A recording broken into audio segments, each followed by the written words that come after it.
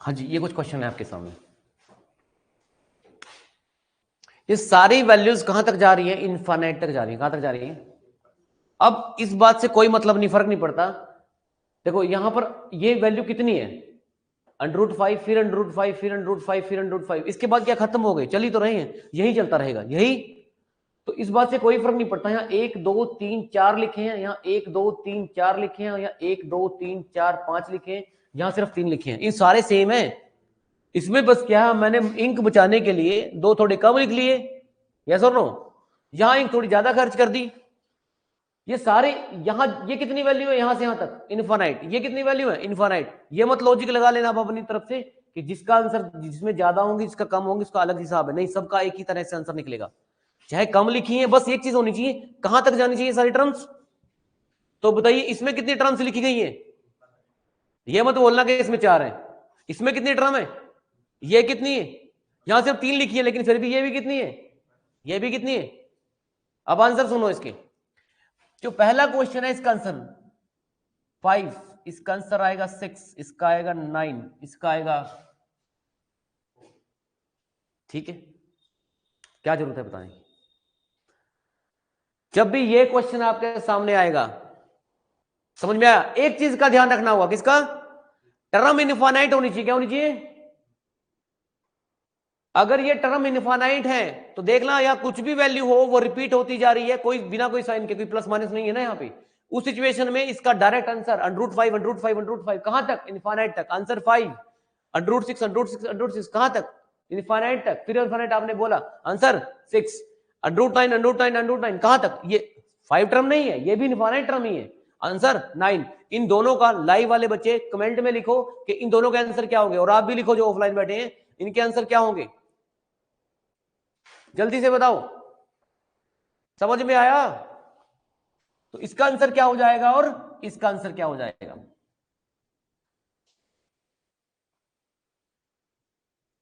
Clear हुआ? अब बहुत सारे स्टूडेंट सोच रहे होंगे यार ऐसे थोड़ी ना होता है, इतनी आसान थोड़ी ना होता है, तैयारी ऐसी हो जाएगी हमारी।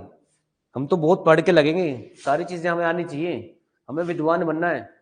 ठीक है, बताओ पहले कैसे हुआ, ये तो बताना ही पड़ेगा आपको। ठीक है, ये चलता भी रहता है, ये मैं देख रहा था आजकल, क्योंकि छोटी छोटी शॉर्ट्स वगैरह में चलता रहता है। वो डायरेक्ट बताते हैं इसका आंसर ये आएगा, इसका आएगा। एक्सेप्शन तो बताते नहीं कि कहां नहीं लगेगा। ये sir no, little knowledge is always dangerous.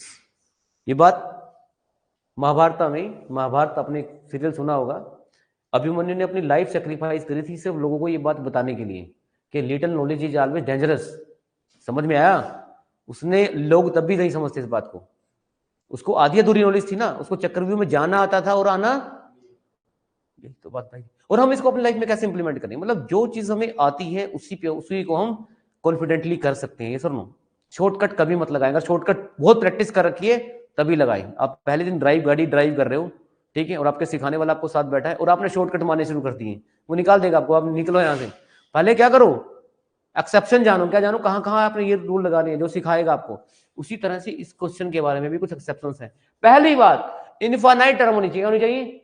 अगर गलती से यहां ये नहीं है, ये छोटा सा वर्ड है, आपको तो पेपर में आंखें बंद हो जाएंगी तुरंत ये देख के, अच्छा ये तो 5 है, क्योंकि लेजीनेस हमेशा दिमाग में रहती है। आपने दिख गया 5, 4 5 है, यहां इनफाइनाइट गलती से भूल गया होगा, वो नहीं भूला।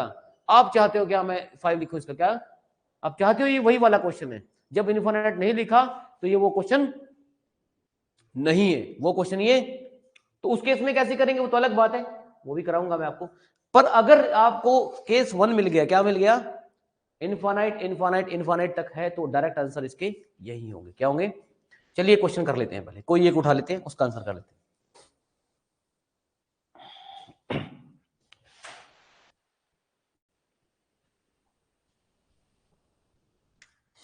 चलिए पहले ही कर लेते हैं, उसी से मिल जाएगा आपको आंसर। यही लिखा पड़ा है यार, 4 वाला कर लो, उससे क्या फर्क पड़ रहा है। इसको आप क्या करो स्टूडेंट, इस पूरी वैल्यू को x मान लो। क्या मान लो? मान लिया x, ठीक है, ओके। अब आप क्या करो, स्क्वायर करो बोथ साइड। क्या करो? स्क्वायर बोथ साइड करना है। क्या करना है आपको, इसके ऊपर स्क्वायर करो तो x का क्या हो जाएगा। अच्छा एक बात समझो मेरी बात, कोई वैल्यू लिखी हुई है x, अलग से समझना है इस बात को, कोई वैल्यू लिखी हुई है x, इसका स्क्वायर करने का मतलब क्या है, कोई बताएगा। क्यों भाई x क्यों आएगा, क्या कट जाएगा, 2 रूट से कट जाएगा। वेरी गुड, ये रूट है 1/2, एक्स की पावर है और ऊपर है 2। मैंने कहा था ये दोनों वैल्यू आपस में क्या होती है, मल्टीप्लाई होती है, तो 1/2 में 2 मल्टीप्लाई करेंगे क्या आएगा, 4 आ जाएगा ना। नहीं, 1/2 में 2 मल्टीप्लाई करोगे तो 1 आएगा, तो इसका मतलब यहां से क्या बचा, इसका मतलब हमेशा याद रखना जब भी स्क्वायर रूट के ऊपर कोई स्क्वायर आ गया तो इसको इससे कट कर सकते हैं, अंदर सिर्फ एक्स बचता है। क्या बचता है, देखो वही प्रॉपर्टी है ना, पावर को मल्टीप्लाई कर सकते हैं, क्या कर सकते हैं।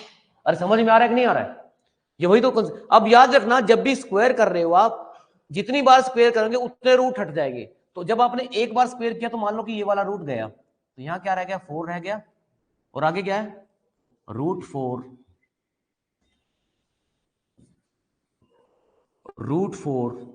√4 ये कहां तक है भाई, इन्फानाइट तक, कोई दिक्कत इसमें।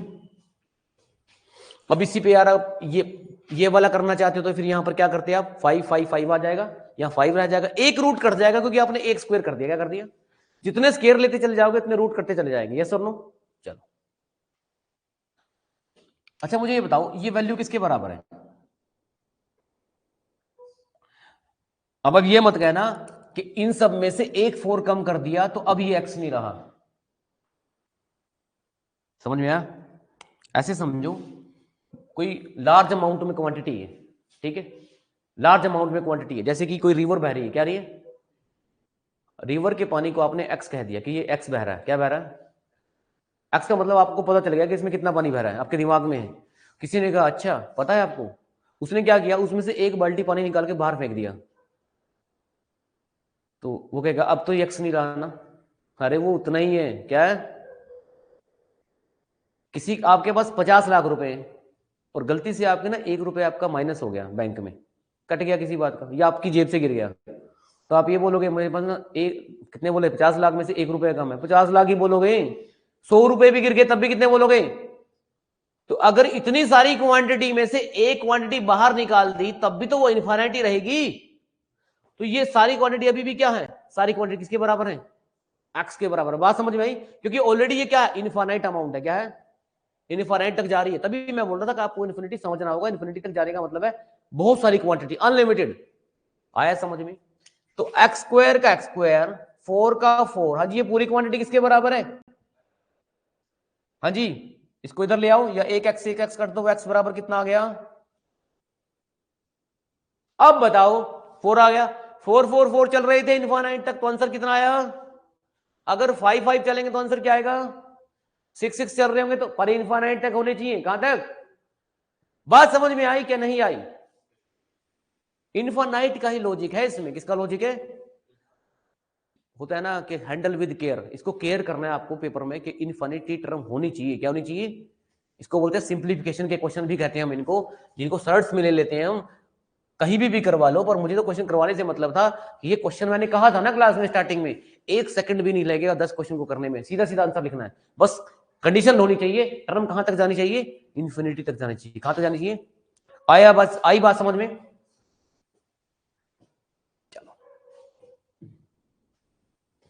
तो ये सिचुएशन हो सकती है जब इन्फिनिट तक नहीं होगा तो फिर क्या करेंगे, अच्छा जनरल कर लो इसका, फिर जनरल में क्या लिखे इसका, जनरल में क्या लिखो इसका, अगर कोई क्वेश्चन ऐसा आ गया पेपर में लिखा हुआ,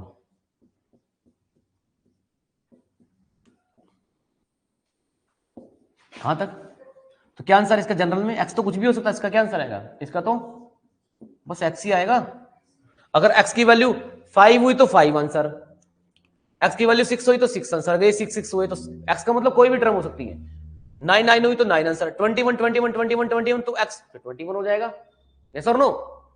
कंडीशन क्या रहनी चाहिए, इन्फिनिटी। इस केस को कंप्लीट करके अब हम केस 2 पे चलते हैं, किस पे चलते हैं, ये केस 1 के क्वेश्चन थे, वन केस, केस 2, केस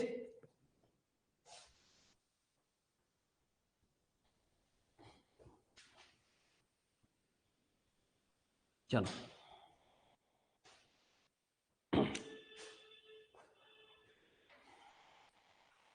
एक और ले लेते हैं, कोई क्वेश्चन लेते हैं। रूट एक्स केस 2 पे चल रहा है, केस 2 चल रहा है आपका, केस 2 और रूट एक्स।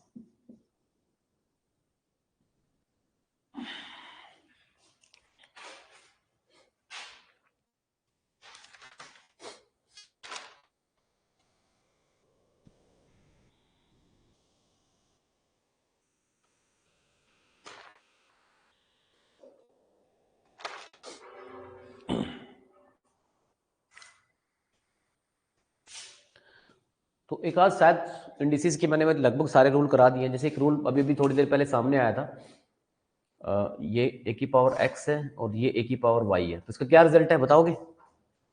बेस सेम हो तो पावर एक, इसका आंसर क्या आएगा? अभी थोड़ी देर पहले बताया था ये रूल। हो सकता है एक आध रूल इसमें भी आ जाए, तो वो क्वेश्चन के अकॉर्डिंग देख लेंगे हम। तो ये बाद में निकला था, तो स्पेस छोड़ के रखा करो हमेशा थोड़ा बहुत ना, जो जनरली, क्योंकि मैं क्वेश्चन ट्रिक वाले करवा रहा हूं, हो सकता है किसी ट्रिक में वो रूल यूज, कोई नया रूल आ जाए। अच्छा, अब की बार ये कहां तक नहीं जा रही है, लिखा वर्ड यहां पर इन्फिनिटी, तो पेपर में अपना दिमाग लगा के यहां खुद से इन्फिनिटी मत लगा देना कि मेन इन्फिनिटी होगा जरूर। क्या होगा? नहीं, ये इन्फिनिटी नहीं है तो नहीं है। क्लियर है स्टूडेंट? इसका आंसर क्या होगा मैं आपको बता देता हूं। अच्छा, एक मुझे बताइए, इसका मतलब क्या होता है? यहां टू तो होता ही है, यहां भी टू ही है, यहां भी टू ही है।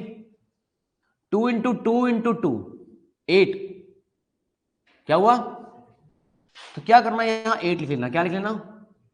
और इससे एक पावर कम कर देना, ये इसका आंसर है। एक पावर कम कर देना, ये इसका आंसर है। ठीक है, अब करेंगे ये कैसे, अभी करके दिखाता हूं। ये तो जनरल क्वेश्चन कराया आपको पहला। दूसरा लो, 1/5 वाला ले लो। पहले मैं ट्रिक ही बता रहा हूं डायरेक्ट, कि एग्जाम में 1 सेकंड भी ना लगे, बस जितना टाइम लगे बबल को भरने में लगे, अगर पेपर ऑफलाइन हो रहा है।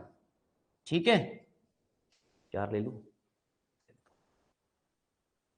ठीक है, 4 ले लेते हैं। इनफाइनाइट तो नहीं है ना कहीं पे भी? अरे इन्फिनिटी तो नहीं है ना? आंसर देखो, क्योंकि मैं 2 3 मैं कराऊंगा आपको, उसके बाद आपने आंसर देने हैं मुझे। ठीक है,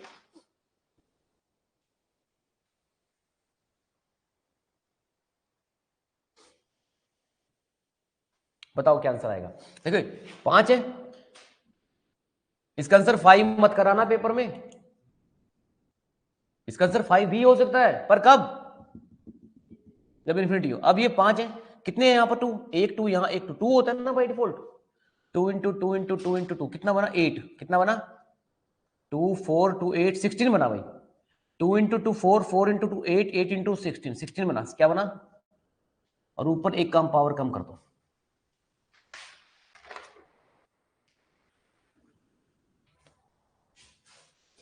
क्या कर दो? एक पावर कम कर दो। एक और ले लो।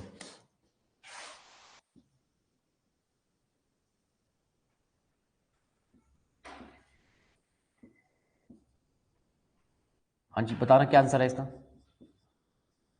बताओ क्या आंसर है। कितने 2 हैं? 2 2 2, क्या आएगा?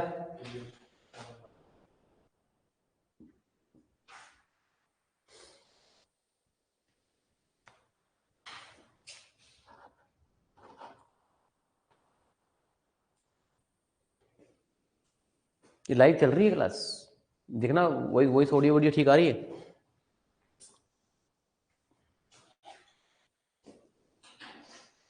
पता चल रहा है कैसे कर रहा हूं? इन्फिनिटी नहीं है अब की बार। तो अभी तो पहले सिंपल से ही बता दो कि अगर आपको ये पता चल गया कि इन्फिनिट तक नहीं जा रहे हैं,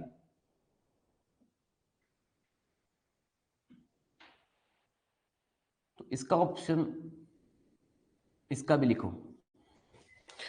फिर मैं बोल रहा हूं, अगर आप इन्फिनिट तक नहीं जा रहे हैं तो पावर की ये वैल्यूज को मल्टीप्लाई करो। यहां जो मल्टीप्लाई करके आएगा डायरेक्ट, इस क्वेश्चन को निकालना बड़ा सिंपल है पेपर में। सिर्फ ये वैल्यूज जो बाय डिफॉल्ट क्या है यहां पर, 2 ना, 2 2 × 2 × 2 8, 8 से एक पावर कम 7। सिमिलरली 2 × 2 × 2 × 2 16, 4 बार 2 है ना यार, 16 एक वैल्यू कम। हाँ जी, सही आ रही है। चलिए 2 2 2 8 7, तो इसका आंसर लिखो कमेंट में। चलो बताओ, लाइव वाले कमेंट नहीं कर रहे हैं ना, इसलिए मैं बोल रहा था। तो इसका कमेंट में आंसर बताओ, क्या आंसर आएगा? ये अगर समझ में आ गया इसी रूल से इन्फिनिटी तक नहीं जाना है तो फिर सोल्व कैसे करेंगे, क्या आंसर आएगा? हाँ जी, क्या आंसर आएगा इसका? कमेंट में लिख के बताओ। समझ में आ गया? चलिए वेरी गुड। तो इसी को देखकर आप ये भी आप कर सकते हैं।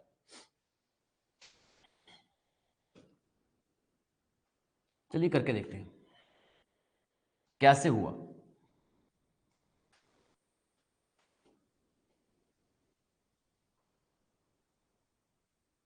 ये कर लेते हैं, छोटा सा लग रहा है हमें करने वाला। लेट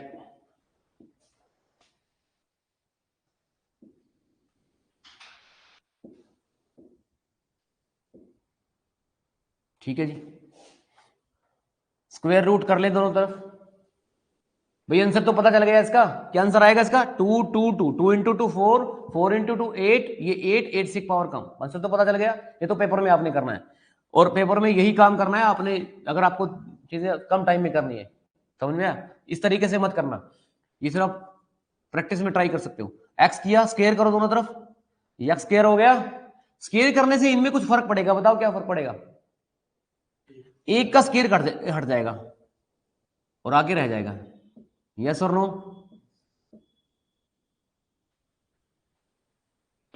आया समझ में? अब मैं चाहता हूं ये रूट भी हट जाए, दूसरे नंबर वाला। ये कैसे हटेगा? फिर से स्क्वायर करना पड़ेगा। तो एक बार स्क्वायर कर दिया, फिर से स्क्वायर करो। स्क्वायर का जब स्क्वायर करोगे, हाँ जी, ये कितना बन जाएगा पता है आपको? पावर की पावर आपस में मल्टीप्लाई हो जाएगी, एक्स की पावर 4 बन जाएगा। क्या बन जाएगा? बताया था पूर्व में, पावर आपस में मल्टीप्लाई होते हैं।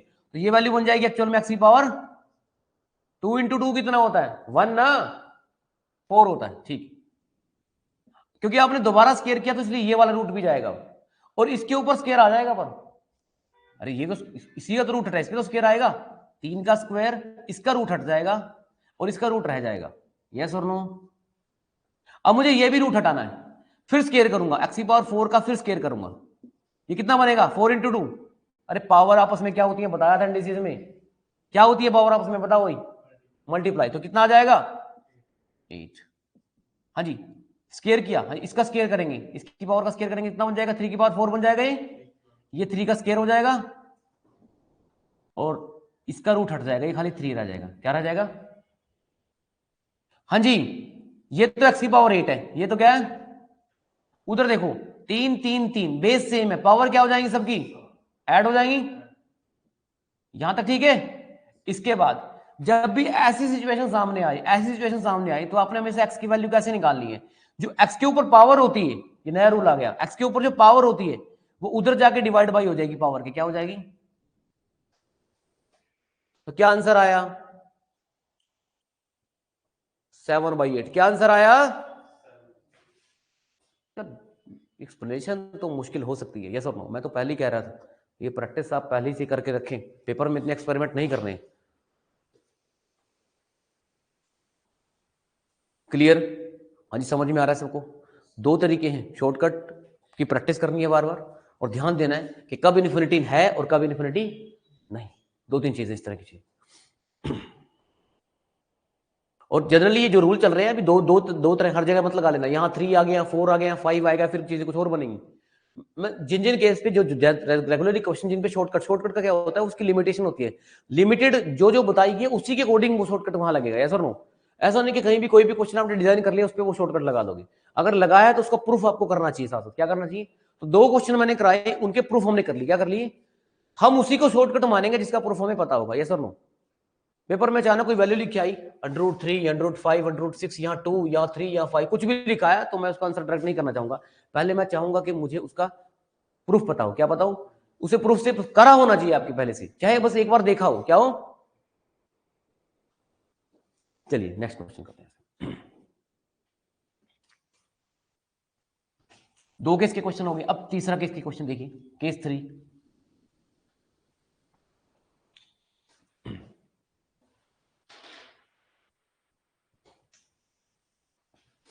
केस 3 के क्वेश्चन, केस 3 √12 एक वैल्यू ले रहा हूं मैं, उसके बाद प्लस कर रहा हूं, फिर √12, फिर प्लस कर रहा हूं, √12 खाते जा रहा है, इन्फिनिट तक जा रहा है, कोई बात नहीं। ये चल रही है वैल्यूज, और ये टर्म चल रही है भाई कहां तक, इनफाइनाइट तक। पहला क्वेश्चन।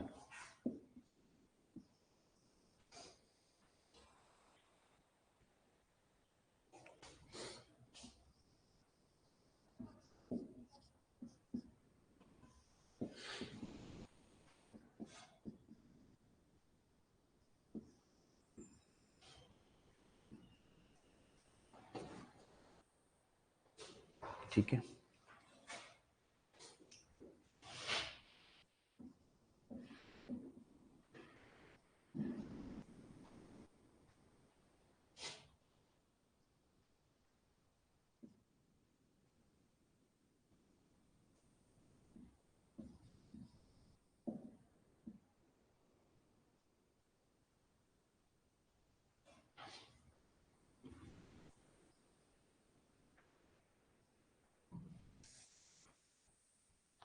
चलिए कर लेते हैं।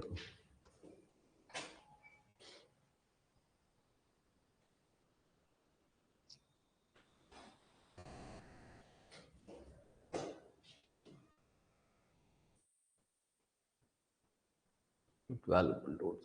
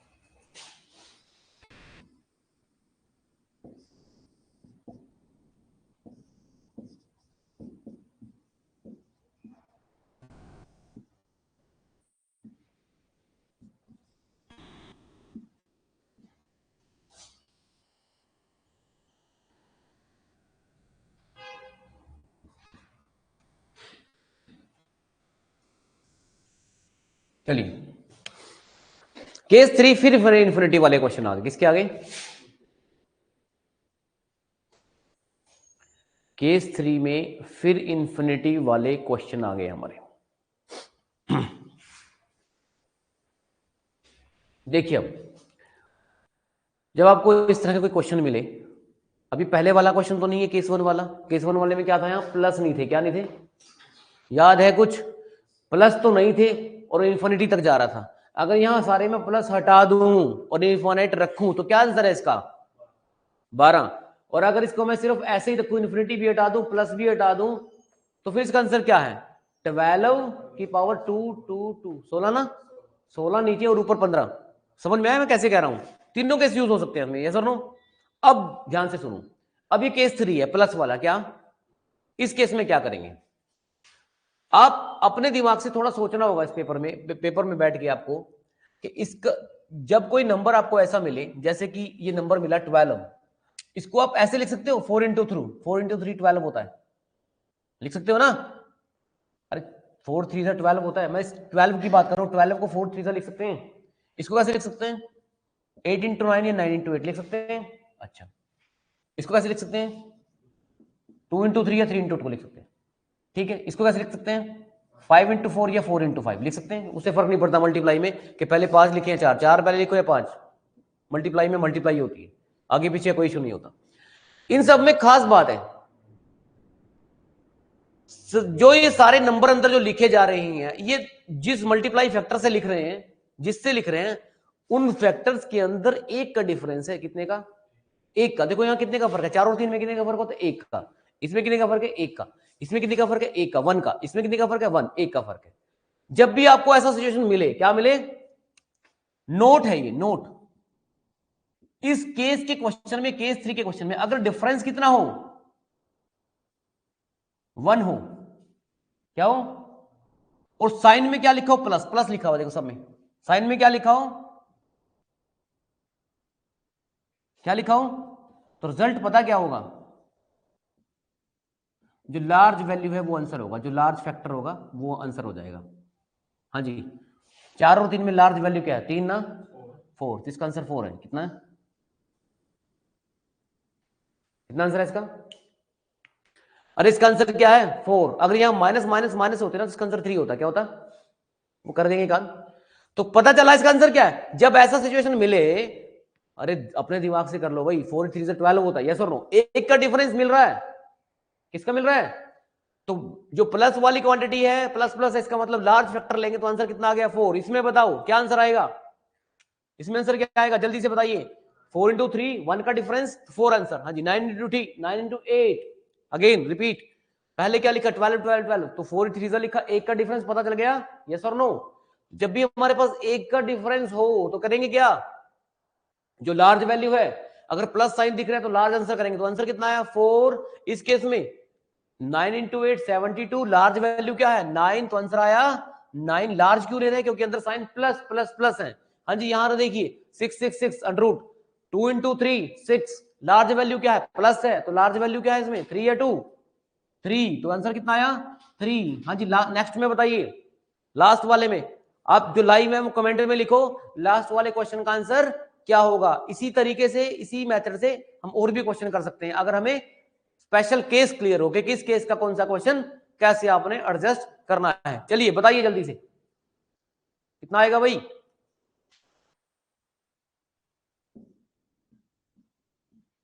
तो बताइए, जो टाइम कंज्यूमिंग क्वेश्चन थे, क्या ये टाइम कंज्यूमिंग है? थोड़ी मेहनत करनी पड़ेगी हमें। क्या करनी पड़ेगी?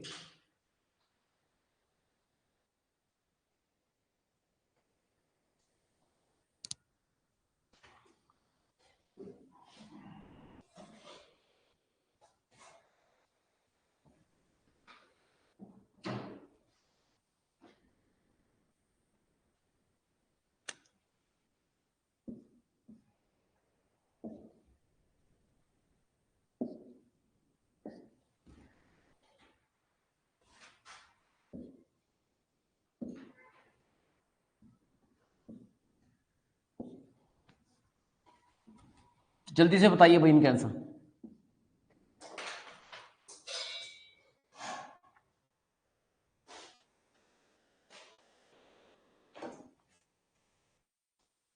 रिकॉर्ड डाल देता हूं मैं क्वेश्चन, लास्ट ये सबने बताना है।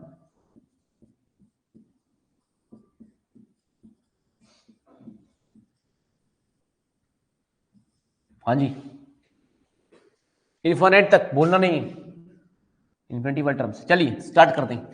फर्स्ट का आंसर 4 इंटू 3। हाँ जी, अगर अगर साइन प्लस है, साइन तो लार्ज वैल्यू आएगी, क्या आएगी? लार्ज फैक्टर आएगा। और अगर साइन क्या है? माइनस है, तो कौन सी वैल्यू आएगी? Small value. हाँ जी, 4 इंटू 3। अब 4 को कट करो, आंसर कितना आया? 3। क्लियर हुआ? इसमें फिर 8 इंटू 9, क्योंकि माइनस है इसलिए ये 8 इंटू 9, क्या आंसर आएगा भाई बताओ? लार्ज छोड़ा और स्मॉल आएगा। देखिए under root 12 under root 12 12, minus minus minus चल रहा है ना, तो 4 इज 12, 1 का डिफरेंस तो होना चाहिए। अगर 1 का डिफरेंस है तो आंसर क्या आएगा? प्लस होता तो 4 आता, लेकिन यहां तो माइनस चल रहा है, इसलिए आंसर इसका क्या आएगा? 3 आएगा। इसका 8 इंटू 9, लार्ज वैल्यू नहीं आएगी, स्मॉल आएगी, क्योंकि माइनस चल रहा है, इसलिए आंसर कितना हो गया? 8 हो गया। यहां देखिए इसका आंसर बताइए क्या होगा, क्या आंसर होगा इसका? ये तो रहा फैक्टर, इसका आंसर ये नहीं आएगा, 2 आंसर आएगा इसका। क्या आएगा? इसको बताओ, 5 इंटू 4, 5 इंटू 4, ये आंसर नहीं आएगा। इसका आंसर क्या आएगा? 4। इसका बताओ कमेंट में, जो लाइव वाले आप भी बताइए कितना आएगा आंसर इसका। कैसे लिख सकते हो इसको? तो ये नहीं आएगा, इसका आंसर क्या आएगा? समझ में आया? तो अगर प्रैक्टिस करोगे तो बहुत अच्छे लेवल पर मैथ और अपनी रीजनिंग जो मैं आपको करवा रहा हूँ बहुत अच्छे लेवल पे आप ले जा सकते हो। धीरे धीरे चीजें बढ़ेंगी, समझ में आया? स्टार्टिंग में लग रहा था कि मैथ मुश्किल है, वो है, कुछ प्रिडिक्शन नहीं करनी है आपने, सारी क्लासेस लगानी है और कम से कम क्लास लगाने के बाद 1 या 2 बार रिवीजन करनी है वीडियोज की। समझ में आया? जब को मिली, और फिर लगातार क्वेश्चन प्रैक्टिस करने हैं। समझ में आया? क्योंकि ऑलरेडी जो आपको करना है ना, वो मेहनत हम ऑलरेडी कर ही रहे हैं। एक सब्जेक्ट पे, एक एक टॉपिक हम 10-10 घंटे लगा के काम करते हैं। ठीक है, कोई डाउट, कोई डिफिकल्टी? चलिए नेक्स्ट टाइम करेंगे बस। ठीक है जी, ओके।